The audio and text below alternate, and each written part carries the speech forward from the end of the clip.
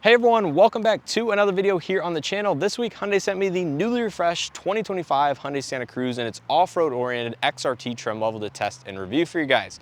Now, I did just get back from about a 350-mile road trip with this exact vehicle, so make sure you guys stay tuned here on the channel for a dedicated road trip review video where I'll go over my driving impressions, my fuel economy that I managed to get with the Santa Cruz, which was actually very impressive, as well as go over the updated driver assistance technology, including Smart Cruise Control 2, as well as highway drive assist that is not formerly available on the XRT in specific. So all of that will be found in a separate video here on the channel. But if you guys have seen some of my other content on the 25 model year of the Santa Cruz, then you'll know the XRT actually went through some pretty significant changes in terms of its feature set and packaging versus a 2024. Now, of course, you get the revised front fascia, still have LED lighting. You have the newly standard front recovery hooks on XRT, all-terrain tires, and a couple other changes to, the packaging and feature set. But you did lose a few things, including the side steps, the side bed rails, as well as the power sunroof that was formerly on XRT that is no longer available. But I would argue the changes that they gave this vehicle, including the HD surround view camera system,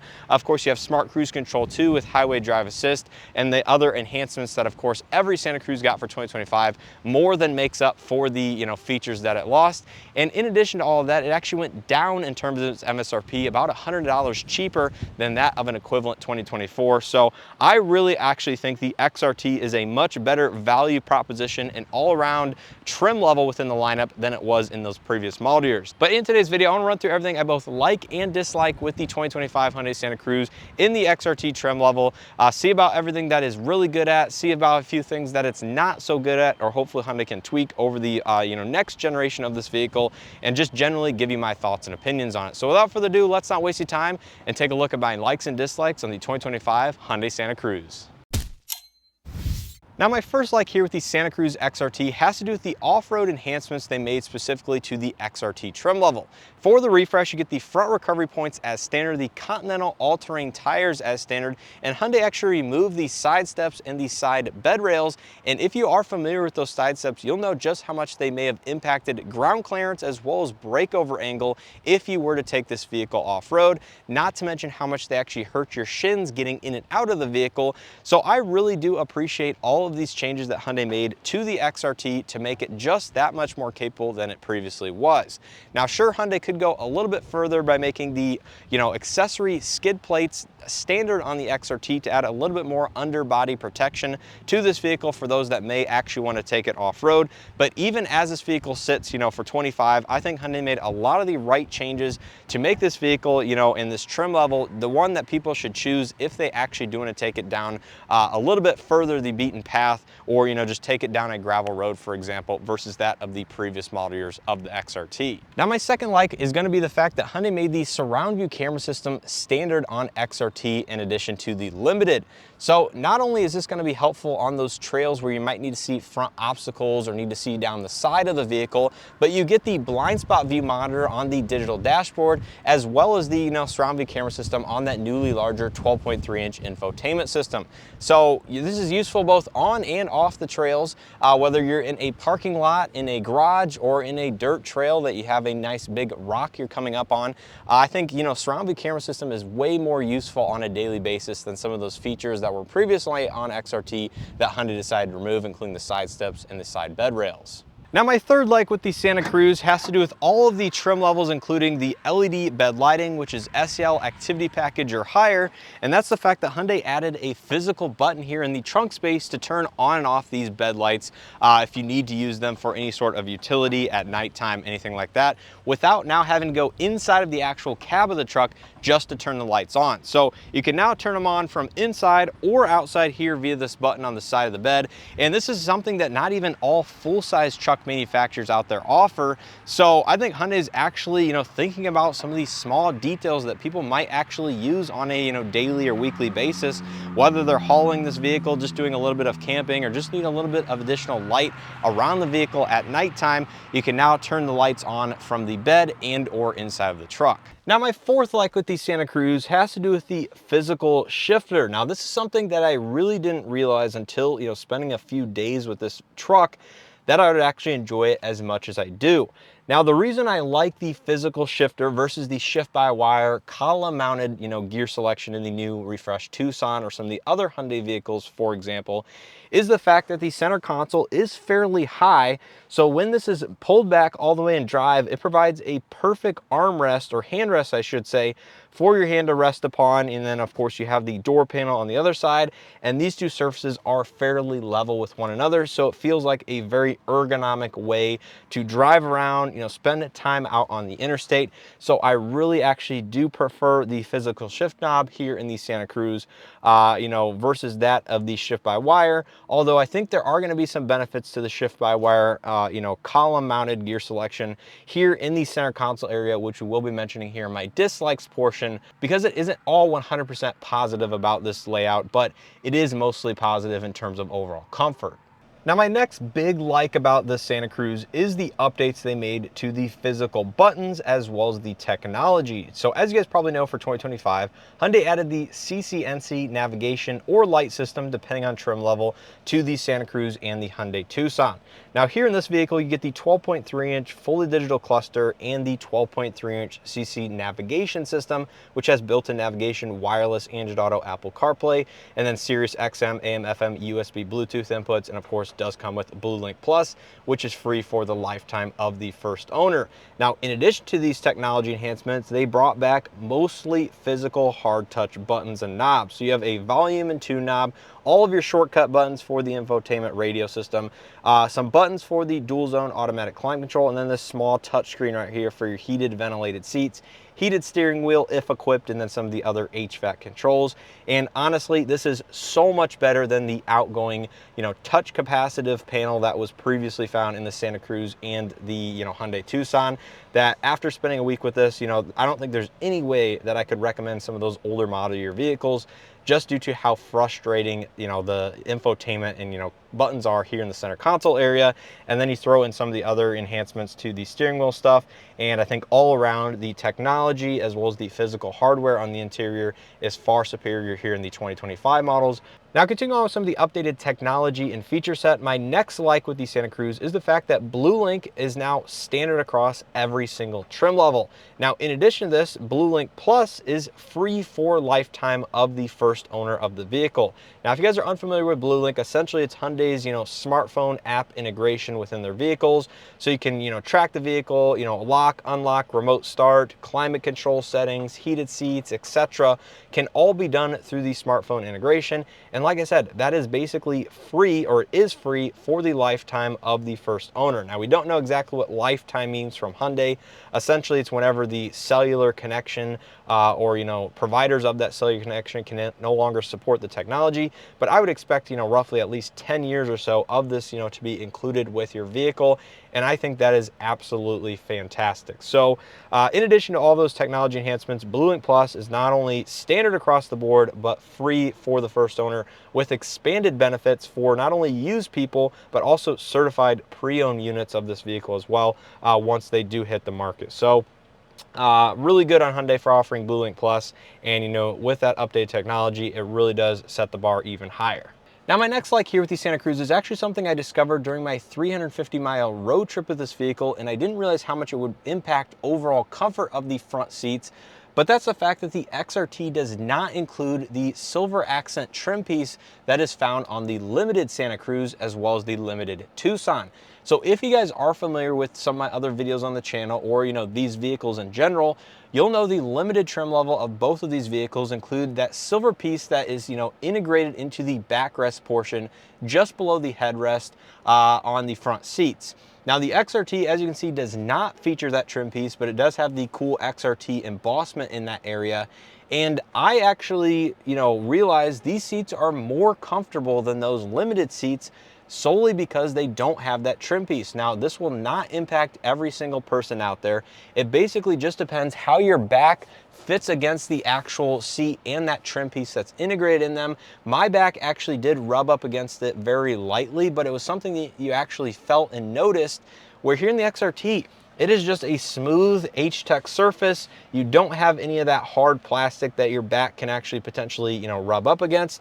And over several hours of driving this vehicle, or even just on a daily basis, This makes the seats more comfortable here in this one versus that of a Limited. And the H-Tech is actually found on more trim levels and SCL or higher for 2025, where the previous cloth seats were, kind of hard and scratchy. I just think the front seat comfort is now enhanced more for 2025 across the lineup, given H-Techs is now offered. And, I would pay attention to that if you guys are interested in either, an XRT or a Limited Santa Cruz, and making sure that trim piece doesn't impact your overall comfort. Now, I think my final like with the Santa Cruz is something that I don't normally discuss in my likes and dislikes video, because normally it's not something that occurs. And that's gonna be the fact that the XRT is now $100 cheaper than it was for 2024 model year. Now, again, there is some feature and packaging changes which you may like or dislike. I think it's more positive than negative given the enhancements that they did make.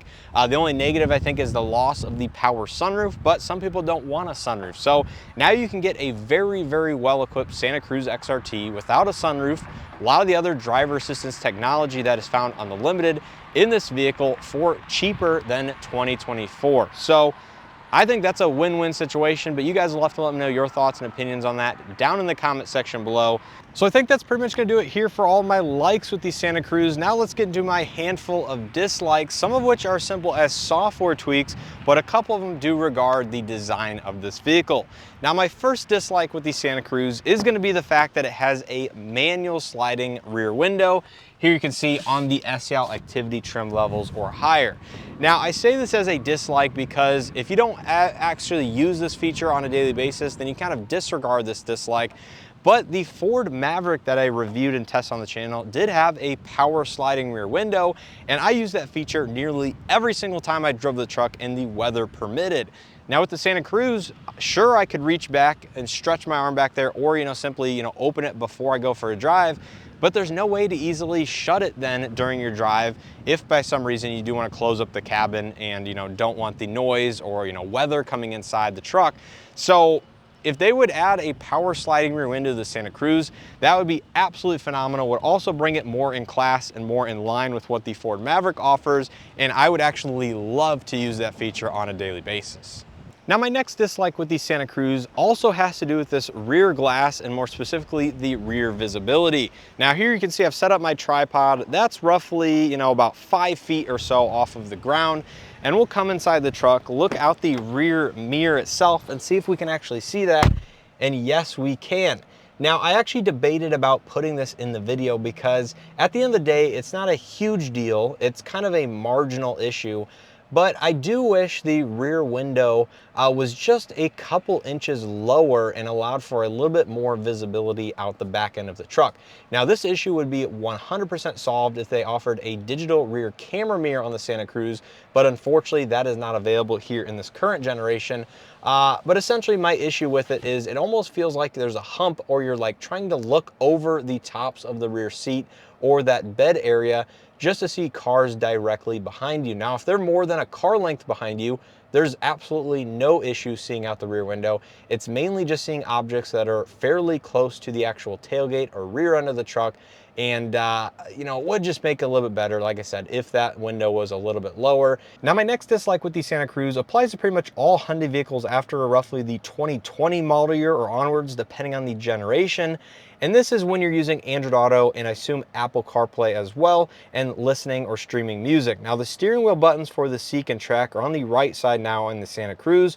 And my issue with this is essentially if you want to go to the next track, you have to hit down on the steering wheel controls. And if you want to replay a track, you hit up. Now, in my personal 2019 Hyundai Elantra GT with a wireless Android Auto adapter, this is actually the correct way, where it should be up for next, down for, back or reverse. But this is obviously opposite of what it should be and what is found in my personal vehicle, where you're hitting down for the next track and up for back. So if they could simply tweak that in the actual software infotainment, I would prefer that much better than it currently is offered. And I believe this is actually, if you're listening to XM, for example, it's actually correct, where up is next and down is back. But for some reason, it gets reversed when you're using Android Auto or Apple CarPlay. I think my fourth and final dislike with the Santa Cruz has to come back to that center console design that I was mentioning earlier. And it's the fact that this portion right here is not padded. It actually has a pretty hard, roughly 90-degree angle or edge on it. And my knee actually made quite a bit of contact over my last week of driving with this vehicle. So I think the overall design of the center console, it's fine. There's a decent amount of space and legroom here in this vehicle. But if they simply padded this with a leather or, leatherette material, it would solve a little bit of the issue. But I really like the fact that the, Tucson with the updated center console design and the, column-mounted shift-by-wire system actually removes this portion of the center console and makes it pretty much open between both sides of the vehicle because the shifter is not located here. Now, I understand they can't really do that here with the shifter and, everything like that, but I would at least like to see this padded because over my last week, like I said, out on the road and doing, a lot of driving, I often found my knee making contact with the side of the center console, and it's just a hard, normal plastic, a pretty sharp angle up here towards the top. So depending on your height, depending on your seating position, this could be a potential contact point of your leg, while using the truck on a daily basis. On this side, luckily with the, higher trims, this is going to be a padded portion right here. So if your knee actually does contact it, it's at least a soft, slightly padded material, where over here it is not. So just keep that in mind while looking at the Santa Cruz. I think my final like with the Santa Cruz is going to be the fact that, as you guys saw, there's a lot of incandescent lighting here at the back of the vehicle, despite the front end being fully LED. Now, for the 2025 refresh, I really think Hyundai could have done a little bit more at the back of the Santa Cruz to make it updated, bring it in line with some of their other vehicles that they're currently offering within the lineup by changing out the, tail light housing, adding more LED lighting. I think they really could have made the taillights look quite awesome and quite unique out on the roadway. But unfortunately, they basically left these unchanged, carryover from 2022 and onwards, where it's only very minimal LEDs are used at the back end for the running light, and the rest of it is going to be incandescent in nature. So I think that's going to do it here for my list of likes and dislikes with the refresh 2025 Hyundai Santa Cruz XRT. Overall, I have enjoyed this vehicle more than I thought going into this week with it, given, the enhancements that they made in terms of the interior design, the updated technology, how this vehicle simply drives and rides out on the interstate at 75+ miles an hour. And then, like I said, the fuel economy that I got, which you guys will have to stay tuned for that, driving review video. But this whole package at a lower price than 2024, I think makes it a no-brainer if you guys are considering or wanting some of the off-road goodies that you are getting here with the XRT or just the Santa Cruz in general. So I think I'm pretty much just going to leave it at that. Let me know your guys' thoughts and opinions down in the comment section below. Is there anything you want to add that I'm currently missing with this vehicle? How has your ownership experience been if you own a 2022 through 2024 model? Are you interested in upgrading to the newly refreshed 2025? I think Hyundai made it so much better for 25 that, it might actually be worth it depending on, the miles and, what you're doing with your previous Santa Cruz to actually consider this vehicle. Now, I will say it drives much more like that of a regular Tucson or, SUV than that of the competitor, the Ford Maverick, which is more truck-like than this vehicle, but both are going to offer a similar amount of utility in terms of their bed space. And I think that is really the, desire of the compact truck segment